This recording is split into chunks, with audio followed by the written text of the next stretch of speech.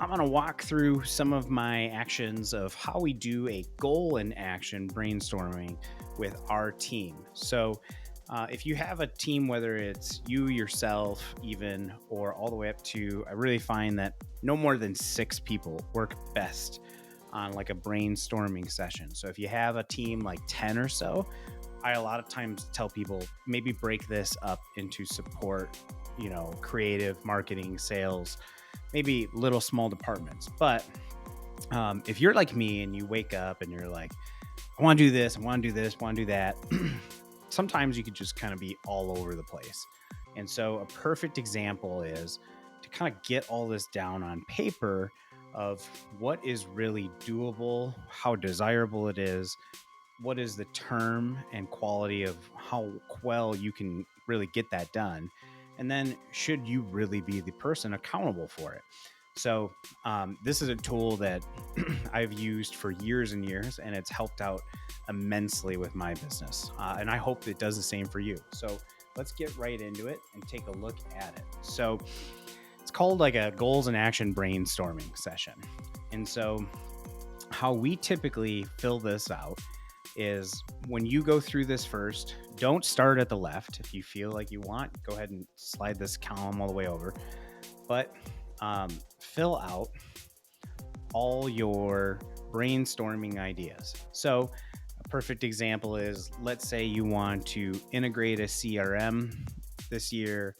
You want to start a podcast, and maybe the next one is you want to begin a monthly newsletter, right?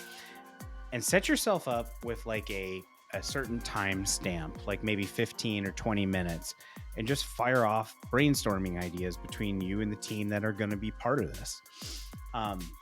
Once you're all done, you come back in here and then you start to give these a desirability and a doability rank. So desirability is, how desirable is this? Is this something that you want to do tomorrow and just want to get moving on it? Or is this something that priority wise is not the biggest, thing that needs to go up? Internal doability, let me just talk about that for half a second here, is that really, really means how doable is the brainstorming idea? How doable is that for your team? So if you integrate a CRM, is that something that you can assign someone on your team to train and do? If you start a podcast, is that something you can do? If you begin a monthly newsletter, is that something you could do? If you can't do some of these and you need to hire someone out, you need to rank these kind of on the lower of the scale, 1, 2, so on. Really, if you can't do it at all, you should not be ranking this really above 1. If you're the type of person who's like, oh, I can maybe learn a monthly newsletter, I can learn a podcast, I don't really know what I'm doing, but I will devote the time to this. And you need to rank it between kind of like that 2 and 6 ratio. Anything over 6 or 7 is really, you could do it today, but you might need some help. So I'll walk through this. So as a perfect example is like, if you're a business owner and you're going to start integrating a CRM into your business, how desirable is that?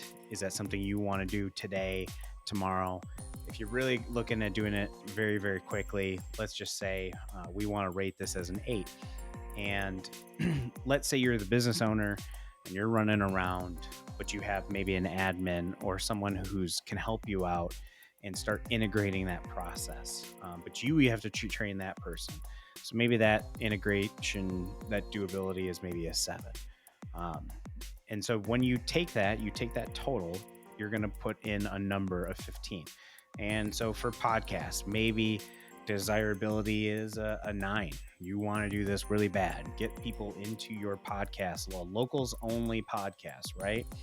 Interview some of your local business owners and get them really familiar with your business. It could be a tremendous thing for your business, I'll be honest. And let's say if you didn't know anything about podcasting equipment, the software, anything, you should really be ranking this maybe like a 3 or a 4. If You want someone to completely podcast for you, maybe you should be ranking it at a 1. In this example, I'll say, hey, maybe I know most of the stuff I need to do. I just need a little research on the gear that I have to buy. So I will put in a total of 17.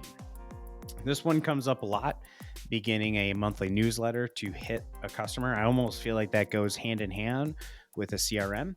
So if you're beginning a monthly newsletter, how desirable is it?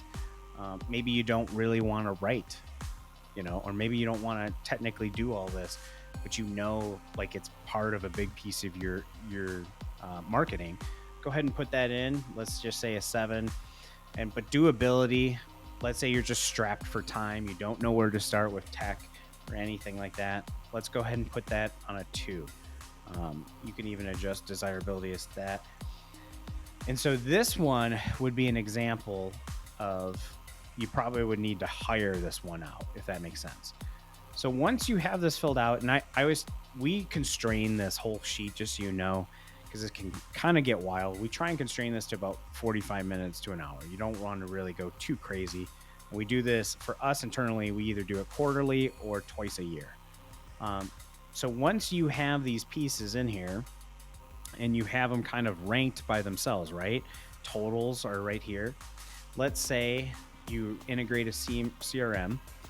How realistic is that going to happen for you? Are you going to integrate that within 30 days? Is it going to be this quarter, or is it going to be longer than this quarter? Let's say you're going to go ahead and say this quarter, and then you need to assign a person responsible for it. And we'll say Chris is responsible. And for like the newsletter, let's say you want to do it now. You want to get it moving, but you're going to hire that out. We will have Jenny be the person who hires that out, or something like that.